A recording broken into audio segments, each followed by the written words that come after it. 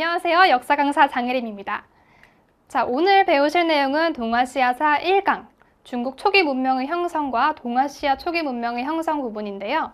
오늘은 신석기부터 청동기 시대의 문화를 살펴보고 그것이 중국과 동아시아 역사 전체에서 어떤 의미를 갖는지 알아보고 또 수특 문제와 연계해서 어떻게 문제를 풀 수 있는지 알아보겠습니다.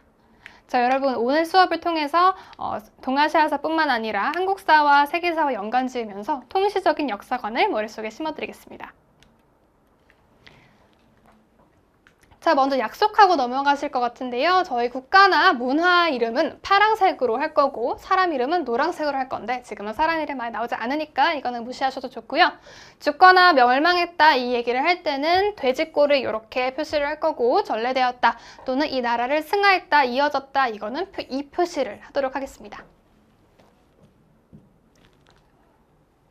자, 저희가 세계사 문제 잠깐 넘어가도록 할게요. 저희가 4대 문명이라고 하죠. 4대 문명이 뭘까요? 메소포타미아, 인더스, 황하, 이집트 문명 이게 다 4대 문명인데요. 옛날에 량치차오라는 아저씨가 있었어요. 이분이신데 이분이 청나라 말기에 책을 하나 쓰십니다. 이 책에서 4대 문명을 처음 언급을 하셔서 저희가 편의상 4대 문명을 지금까지 쓰고 있고요. 다른 문명을 카운트하는 방법은 굉장히 많은데 지금은 저희가 동아시아이기 때문에 황하 문명을 예시로 들고 있습니다. 자, 4대 문명이 뭔가요? 여러분 잘 살려면 어떻게 해야 되죠? 밥을 잘 먹어야 되죠. 밥을 잘 먹으려면요. 생각을 해보세요. 밥. 그럼 농사가 잘 돼야 돼요. 농사가 잘 되려면 밭이 좋아야 되죠. 물이 잘 들어와야 돼요. 그럼 물이 잘 들어오려면 옆에 강이 있어야겠고요. 또 날씨도 좋아야 돼요. 그래서 이 4대 문명을 보시면 굉장히 비슷한 위도에서 있는 것을 확인하실 수가 있습니다. 저희가 4대 문명 한번 예시를 들어볼까요? 티그리스 강과 유프라테스 강 사이에 메소포타미아 문명이 있고요. 인더스 강 옆에 인더스 문명이 있고 나일강 옆에 이집트 문명이 있죠. 그러면 황하라는 강이 있죠. 이 강이 어디 있나요? 여기 중국에 이렇게 있습니다. 여기가 우리나라고요. 이 강을 황하 문명이 탄생한 것으로 보고 있습니다. 자, 저희는 이 황하 문명의 형성에 대해서 이번 시간에 배우도록 하겠습니다. 그럼 신석기 문화에서 뭘 보면 되냐? 우리가 알고 있는 것이 시작한 게 바로 이 신석기 시기예요. 보시면 농경을 하게 되죠. 밭농사와 벼농사가 시작이 됩니다. 그래서 여기서 밭에서는 조, 피, 수수, 콩같이 굉장히 쉬운 작물들을 지배를 먼저 하고 그 다음에 벼농사를 하게 되는데요. 농경을 하니까 물과 이걸 밥을 먹으니까 불을 사용할 줄 알게 되죠. 그러니까 가축을 쓰게 되고요. 또 계급이 생깁니다. 농경을 하고 가축을 해서 잉여 생산물이 생기게 되니 이걸 가지고 계급이 생기게 되죠. 계급이 생기니까 원시 종교가 발전하게 되고요. 종교랑 정치가 발전을 하니 이걸 기록을 해야겠죠. 문자가 발명됩니다. 문자가 발명되면서 나중에 역사시대가 시작되는 것을 알리게 되죠. 또 불을 사용할 수 있게 되면서 도기와 옥기가 특히 동아시아 지방에서 탄생을 하게 됩니다. 자, 보시면 물을 중심으로 신석기 문화는 흘러갑니다. 자, 여기 굉장히 유명한 이 황하강이 이렇게 있고요. 그 다음 밑에가 회수, 그리고 장강이 있습니다. 여러분 중국 역사에서는 이 황하, 회수, 장강만 아시면 다 아시는 거라고 보실 수가 있는데요. 이 황하강은 황허라고 해서 황화강이라고도 부르고요. 밑에 있는 장강은 창장이라고 중국어로 부르고 창장강이라고도 부릅니다. 그런데 이 창장강은 양자강, 즉 양쯔강과도 같은 의미입니다. 그런데 이 양쯔강 부근은 신석기 시대 같은 경우는 밀림이었습니다. 아마존과 같이 굉장히 숲으로 우거진 지역이었기 때문에 너무 습기가 강해서 이 화해수를 중심으로 위를 화북이라고 하고요. 이 밑을 강남이라고 합니다. 강남지방. 그런데 이 화북지방을 위주로 가운데 황하를 먼저 중심으로 시작을 해서 저희가 황하문명이라고 부릅니다. 이전에 요하라고 해서요. 저희가 이게 한국이죠. 한반도가 이렇게 붙어 있는데요. 이 요하강도 굉장히 중요한 지점이 되고 이 요하강은 뭐라고 부르냐? 중국에서는 랴오허라고 불러서 랴오허강이다 생각하시면 될 것 같습니다. 자, 사실 문화가 발전한 순서는 황하가 먼저고 황하의 베리강 앙소 문화가 먼저고 그 다음에 홍산이지만 저희가 편의상 저희가 시기 문제는 절대로 출제가 되지 않기 때문에 이렇게 위치 먼저 보시겠습니다. 요하강 중심으로는 홍산 문화가 발전하게 됩니다. 홍산 문화는 채도, 여신 얼굴, 영 모양 어깨가 있는데요. 보시면 홍산 문화, 그래서 흥산 문화라고도 부르고요. 이 시대는 모계 사회였습니다. 기록에 보면 어머니만 알고 아버지는 몰랐다라고 합니다. 다시 말해서 지모신, 어떤 농업의 여신 같은 원시 모계적인 신앙이 있었을 것으로 추측이 되고 그래서 여신 얼굴상이 굉장히 많이 출제가 됩니다. 또 옷기가 있는데요. 이게 돼지 모양인지 용 모양인지 출처가 굉장히 불분명한데 이 옷기가 굉장히 많이 출토가 되고요. 또 이 두 개는 사실 최근 한 2년 정도는 동아시아에서 출제가 되지 않습니다. 그럼 뭐가 출제가 되느냐? 이 채색 토기가 출제가 되고 있습니다.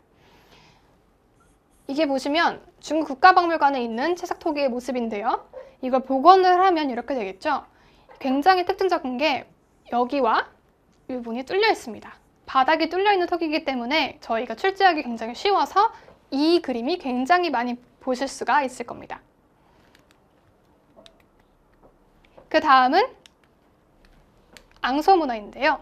저희가 시험에 나오는 것은 주로 이 앙소 문화와 대문구 문화가 보실 수가 있을 것 같습니다. 보시면 앙소 문화는 나올 게 별로 없어요. 왜냐하면 정말 마을 전체가 유적이 발굴이 됐기 때문에 너무 헷갈리는 토기가 많아서 일단 이 토기만 주로 나오고 있습니다. 이 동그란 모양의 사발, 이 채도가 저희가 볼 물건인데 왜냐? 최초로 발굴된 채도예요. 채색 토기가 많지가 않고 중국이 가지고 있는 우리는 채도를 맨 처음 만들었다라고 주장할 수 있는 근원이 바로 여기에 있습니다. 이 채도 다시 자세히 보시면요. 안에 그림이 그려져 있죠? 이 그림은 어떻게 그리는 걸까요? 먼저 도기를 구운 다음에 그 다음에 위에다가 그림을 그리는 겁니다. 그래서 이거는 최초의 회화, 원시적인 그림이라고 볼 수가 있는데요. 이 채도는 사실 시험지에서 보시면 보이지가 않아요. 그래서 이 원형의 사발만 이렇게 나옵니다. 그래서 이 모습만 알아두시면 될 것 같아요. 그 다음에 등장하는 게 밑에 중류에서는 앙소 문화가 있었다면 하류에는 대문구 문화가 있습니다. 대문구 문화는 중국어로 다원커 문화라고 하고요. 앙소 문화와 함께 용산 문화로 발전이 되고 홍도, 백도, 흑도 등이 굉장히 많이 출제가 되지만 지금 저희는 이것만 보시면 됩니다. 왜냐? 다른 토기들은 교류가 있었기 때문에 정확히 이 대문구 문화라고 보기가 어렵습니다. 그러나 이 토기는 굉장히 특징적이기 때문에 이 이미지만 아시면 될 것 같아요. 자, 이렇게 애매하게 서 있고 조금 올록볼록한 엉덩이를 가진 이 특이한 토기가 대문구 문화의 토기라고 보시면 되는데 어떻게 보시면 되냐? 엉덩이가 대문짝만 하다 그래가지고 대문구 엉덩이 하나씩 이렇게 대문구라고 외우시면 될 것 같습니다. 자, 그 다음에 밑에 장강이 있다 그랬죠? 지도 다시 한번 그릴게요. 황하, 회수, 그리고 장강이 있었어요. 그럼 장강 문명에는 뭐가 있느냐? 처음에는 허무드 문화가 출토가 됩니다. 장강 하류에서 벼농사를 실시했는데 자, 저희가 아까 밭농사를 먼저 했다 그랬죠. 그래서 황하강에는 밭농사, 조피 수수콩을 먼저 했었고 장강에는 벼농사. 지금 쌀이 이때 여기서 시작이 됩니다. 그래서 저희가 어떻게 외우시면 되냐? 황, 밭, 장, 벼 해서 벼는 익을수록 고개를 숙이잖아요. 고개가 길어지겠죠? 밭은 노라니까 황밭, 장벼 외우시면 돼요. 장벼니까 장강하류에서 벼농사를 어디서? 허무드에서 실시를 한다. 또 여기는 흑도가 특징적입니다. 홍도가 나오기는 하지만 홍도는 시험에 나오지 않아요. 저희가 외울 수 있는 거는 이 흑도와 흑도 위에 그려진 돼지 그림입니다. 자, 어떻게 외우시면 되냐면 돼지긴 한데 이게 좀 길어서 허무두 더지라고 외우시면 될 것 같아요. 자, 그 다음에 양사어 문화와 다원커어 문화가 용산 문화로 발전이 되고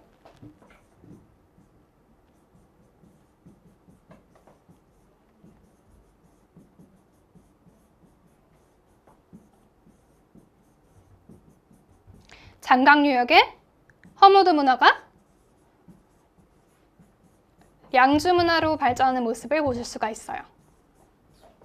자, 량주 문화와 용산 문화는 이미지로 출제가 되지 않습니다. 하지만 혹시 모르니 용산 문화는 흑도가 유행을 했고 양주 문화에서는 옥기가 유행을 했다. 옥기는 어떻게 생겼냐? 이렇게 생겼다 보시면 될 것 같아요. 자, 그러면 저희는 중국 청동기 문화로 다시 들어갈게요. 청동기 문화는 지금 신석기에서 한 단계 발전된 형태죠. 하은주라는 왕조가 드디어 출발을 하게 됩니다. 그러나 그 전에 있어서 하왕조는 사실 전설 속의 국가였고 어떤 기록만 있을 뿐 제대로 출토된 게 하나도 없어요.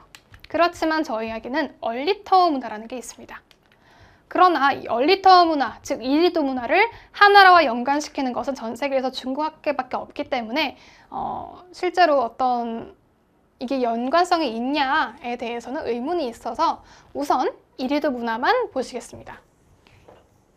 자, 이리도 문화는 뭐냐면 용산 문화에서 발전한 것이에요. 그래서 황하 지역에서 발전을 한 그런 문명입니다. 그럼 지금까지 저희가 어떻게 해왔어요?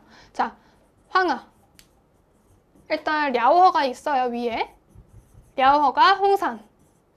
황하는 뭐였어요? 앙소. 그리고 대문구가 있었죠. 그럼 장강에서는 허무두가 있었어요. 그런데 이 두 개가 용산 문화로 발전을 했고 이게 량주로 발전을 했죠. 그렇다면 이 용산이 얼리터어로 발전한 셈이 되네요. 그럼 여기서 승자는 누구예요? 황하 문명만 살아남았어요. 이 흐름을 좀 보실 수가 있을 것 같아요. 자, 이리도 문화에서 저희가 보실 수가 있는 건 이 궁전 유적이 나왔고요. 궁전이 지금 여러분이 생각하시는 궁전이 아니죠. 굉장히 마을 같죠. 그러나 이때는 이게 굉장히 궁전같이 어떤 호화로운 집안이었고 또 청동 술잔을 보실 수가 있습니다. 청동 술잔 중에서도 특히 이 모양 이거를 주목하시기 바랍니다. 여러분이 중국 드라마나 영화 속에서 보실 수 있는 청동 술잔이 이 형태일 겁니다. 그 다음에 하나라를 복속하고 만들어진 나라가 은나라입니다.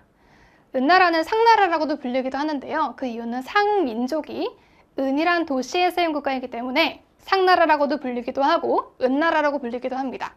자, 은나라의 가장 유명한 것은 은허 유적지일 것입니다. 은허란 도시의 유적이 발견됐는데요. 은허라는 강 근처에 궁궐이 크게 발견이 됐고요. 이 궁궐의 형태는 이리도 문화 유적과 굉장히 비슷합니다. 그러나 궁궐이 있기 때문에 왕조가 있었을 것이다. 특히 그 왕조는 은나라임이 확실하게 어디서 나오냐? 이 갑골문에서 나올 수가 있는데요. 갑골문은 뭐냐? 갑골이 뭐죠? 거북이 등딱지죠. 그리고 거북이 등딱지와 이게 갑이라고 하고요. 소의 어깨뼈, 즉 골을 합쳐서 갑골문이라고 합니다. 이 갑골문은 청나라 말기 때 발견됐는데요. 점을 쳐서 터지거나 갈라지면 왕이 이렇게 물어봅니다. 신님, 비가 올까요? 안 올까요? 그래서 그거를 불에 그을려서 이렇게 그을리면 비가 온다. 이렇게 그을리면 비가 안 온다. 이게 뭐예요? 점을 치는 거죠. 그래서 신정정치를 했구나 알 수가 있습니다. 이건 청나라 말기 때에 발견됐기 때문에 거의 다 글자가 해독이 완료되었습니다. 또 은나라는 청동기가 본격적으로 들어온 문화이기 때문에 청동기가 굉장히 많이 발달했습니다. 특히 이렇게 생긴 청동솥이 있어요. 네바들 이거를 정이라고 하는데요.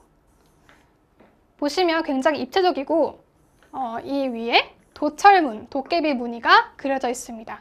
그래서 이 정이 굉장히 많이 출제가 되고 있는 단골 소재입니다. 자, 그 다음에 은나라를 복속시키고 탄생한 나라가 바로 주나라입니다. 이 하은주의 국가들은 각각 나라를 복속시키고 탄생했기 때문에 시기상으로는 붕뜨지 않습니다. 그러나 지역상으로는 황하 유역이었다는 것만 알 뿐 정확한 유적은 알 수가 없습니다. 자, 이 주나라는 보시면 굉장히 유명한 것이 주례를 정비했기 때문에 유명합니다. 주례가 뭘까요? 주나라의 예의라는 뜻인데요. 지금까지 심지어 조선시대까지도 주례를 사용했고 주례에 의거해서 당신은 이런 옷을 입으면 안 된다라는 말을 자주 할 정도로 동아시아 모든 왕조의 규범이 되고 어떤 청경 같은 존재가 되었던 것이 바로 주례입니다. 그래서 주례를 정비했던 굉장히 유명하고요. 또 천명사상, 덕치라는 유교적 관념을 상생시킨 것이 바로 주나라입니다. 천명사상이 뭐냐면 왕은 신이 불러서 내린 직업이다. 따라서 왕을 잘 섬겨야 된다. 이런 뜻이기 때문에 저희가 서양 중세 이후 근대에 등장하는 어떤 왕권 신수설 같은 개념을 이때부터 주장했던 것을 알 수가 있습니다. 또 덕치란 착한 사람, 덕이 있는 사람이 통치를 해야 된다라는 굉장히 유교적이고 동아시아적인 관념이 이때 탄생하게 됩니다. 자, 여러분, 빌 게이츠가 울어요. 그럼 마이크로소프트 주식이 올라가나요? 절대 아니죠. 왜 저래? 이럴 거예요. 그거는 현대의 관념이고요. 유비 같은 경우는 자기가 사람들을 많이 못 끌어서 죽였어요. 많은 사람들 죽었어요. 근데 유비가 갑자기 웁니다. 막 이렇게 울어요. 그러면 사람들이 어떻게 해요?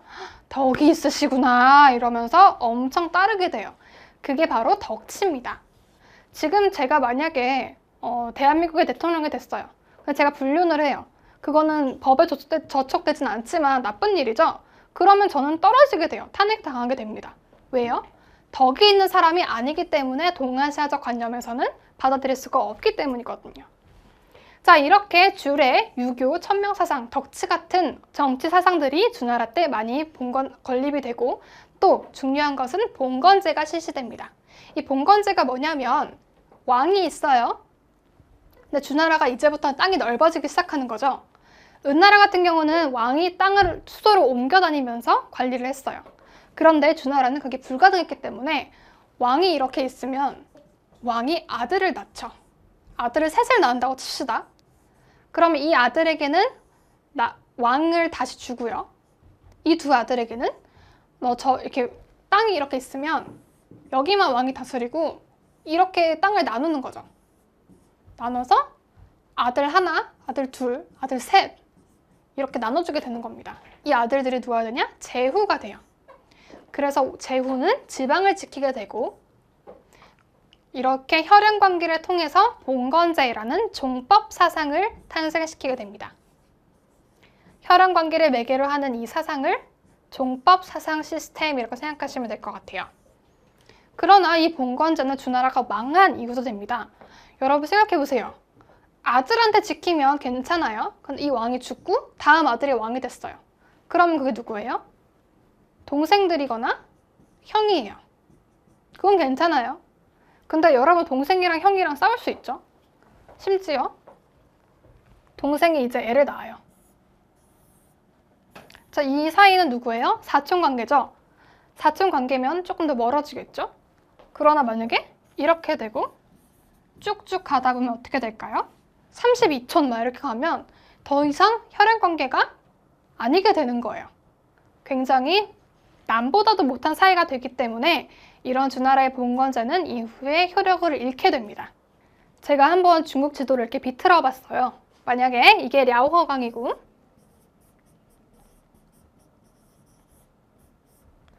여기가 황하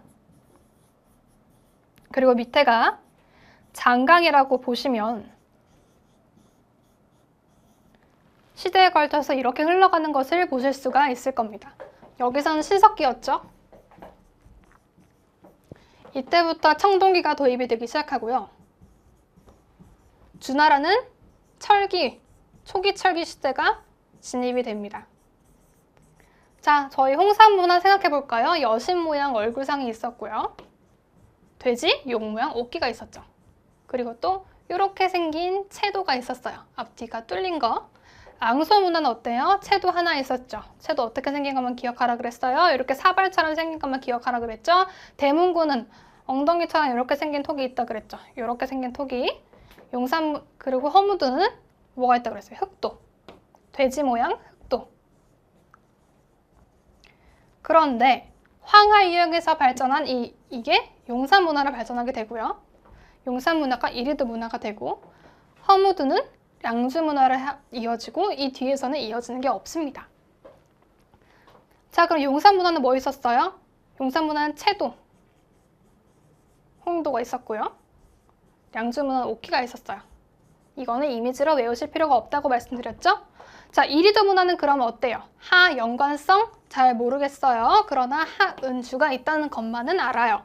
자, 이리도 문화 다시 한번 볼게요. 이리도 문화 얼리터 문화는 궁전 유적이 발견됐고요. 청동 술잔이 발견됐어요. 그러면 은나라는요? 은허 유적지는요? 궁전 또 발견됐죠? 근데 청동 술잔이 아니라 여기는 청동 소치예요. 어떻게 생긴 거? 이렇게 손잡이 달리고 큰 거. 자, 이거를 이리도와 은나라 헷갈리시면 안 돼요. 둘 다 궁전이 나오기 때문에 헷갈릴 수가 있는데 얘는 작으니까 옛날이니까 술잔 조그만 거에다 먹고 얘는 소치죠. 큰 거예요. 발전했어요. 그래서 굉장히 큰 소치 발견됩니다. 이 소치 실제로 보시면 이만해요. 엄청 크거든요. 술잔은 얼마나 할까요? 요만하죠? 자, 이 차이를 아셔야 되고요. 그 다음에 주나라. 주나라는 뭐만 기억하면 될까요? 봉건제. 요것만 기억하시면 될 것 같습니다. 자, 여러분 동아시아사에서는 중국 말고도 한반도, 만주, 일본, 몽골, 베트남까지 다 나오게 됩니다. 그러나 한반도를 제외한 다른 나라들은 헷갈리기 위해서 넣은 문제이기 때문에 헷갈리지만 않으면, 헷갈리는 문제만 알면 여러분 충분히 아실 수가 있어요. 자, 한반도는 사실 만주랑 같이 봐야 되고요. 구석기는 저희가 다 알고 있죠? 뗀석기, 주먹도끼. 그런데 신석기와 청동기는 구분할 게 굉장히 많아요. 그러나 여러분이 아실 수 있는 거는 빗살무늬 톡이랑 간석기. 요 정도만 아시면 됩니다. 또 비파형 동금. 요 정도만 딱 아시면 돼요. 요거. 자, 빗살무늬 톡이는 뭐랑 헷갈릴 수 있냐? 중국의 다른 톡이랑 헷갈릴 수 있는지 없는지 그 문제가 나오고요. 비파형 동검은 어때요? 중국의 다른, 몽골의 다른 동검들과 청동 동검들과 헷갈리지만 않는지 아시면 됩니다. 비파형 동검 어떻게 생겼어요? 이렇게 비파처럼 생겼죠. 이게 왜 이렇게 있냐면 적에게 찔렀을 때 비틀면 적에게 살상력이 높아지기 때문에 이렇게 뾰족한 게 있습니다. 그게 어디서? 한국 사람 잔머리 잘 굴려가지고 비파형 동검이다. 자, 그 다음에 일본 보시면 일본은 굉장히 특징적이에요. 저희가 조몬 문화와 한반도인들에게서 영향을 받은 야요이 문화가 있습니다. 조몬 문화의 조몬 토기 같은 경우는 이게 무슨 뜻이냐? 조몬이 승무늬란 뜻인데요. 새끼줄을 꼬아서 만든 것 같은 굉장히 복잡하고 화려한 무늬가 있다. 요게 있으면 조몬 문화예요. 일본이에요. 굉장히 특징적이죠. 저희가 중국이나 일본에서는, 한국에서는 볼 수 없는 형태이기 때문에 굉장히 많이 나옵니다. 또 야요이 문화는 어떨까요? 야요이 문화는 한반도인들에게서 영향을 받았습니다. 그렇기 때문에 이렇게 생긴 토기, 그리고 청동, 종이 있어요. 잔탁이라고 하는데요. 요 종이 청동이에요. 그래서 보시면 이 위에 어떤 일본 사람들의 문화가 새겨져 있고 또 이 토기는 뭐랑 헷갈리실 수가 있을 것 같아요. 민무의 토기랑 헷갈리실 수가 있어요. 근데 이거는 이렇게 된 거는 일본이다만 생각하시면 될 것 같습니다. 뭐가 있으면? 새끼줄이 있으면. 자, 베트남은 아무것도 보실 필요가 없고 이것만 보세요. 풍웅의 문화라고 해가지고 베트남이 어디 있냐면 이게 우리나라거든요. 베트남이 이렇게 있는 데가 베트남인데 베트남 중에서도 북부 베트남이 굉장히 문화적으로 발전한 것을 보실 수가 있습니다. 자, 북부 베트남이 왜 문화적으로 발전했느냐? 중국과 가로 옆에 있기 때문에 교류하기가 쉬웠어요. 그래서 북부 베트남의 경우는 지금 이 문화가 발전을 했고 동서 문화가 발전하게 되는데 동선 문화 같은 경우는 여기 청동북만 보시면 되고요. 풍웅의 문화는 이 토기만 생각하시면 돼요. 밑에 굉장히 둥글죠? 그러나 민문의 토기라 헷갈리시면 안 됩니다. 풍웅의 이 문화는 사진이 별로 없기 때문에 이렇게 정면으로 나온 사진, 이런 형태, 동그란 형태만 생각하시면 되고, 일본이나 한국의 문화랑은 조금 다른 것을 보실 수가 있는 게 밑에 받침이 있느냐 없느냐의 차이입니다. 받침이 없죠?